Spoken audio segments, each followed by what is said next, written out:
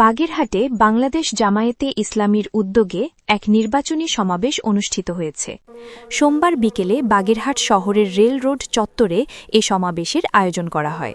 সমাবেশে প্রধান অতিথি হিসাবে বক্তব্য রাখেন বাংলাদেশ জামায়াতে ইসলামীর মনোনীত বাগেরহাট ২ আসনের বাগেরহাট সদর ও কচুয়ার সংসদ সদস্য প্রার্থী শেখ মঞ্জুরুল হক রাহাদ। বক্তব্যে তিনি বলেন, একটি সুষ্ঠু ও নিরপেক্ষ নির্বাচন নিশ্চিত করা এখন সময়ের দাবি।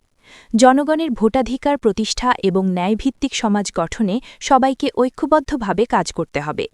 বাংলাদেশ জামায়াতে ইসলামীর আয়োজনে অনুষ্ঠিত এ সমাবেশে দলীয় নেতাকর্মীদের পাশাপাশি বিভিন্ন শ্রেণী পেশার কয়েক হাজার মানুষ উপস্থিত ছিলেন। সমাবেশ শেষে কয়েক হাজার নেতাকর্মী ও সমর্থকদের অংশগ্রহণে বাগেরহাট শহরে একটি বর্ণাঢ্য র্যালি বের করা হয়।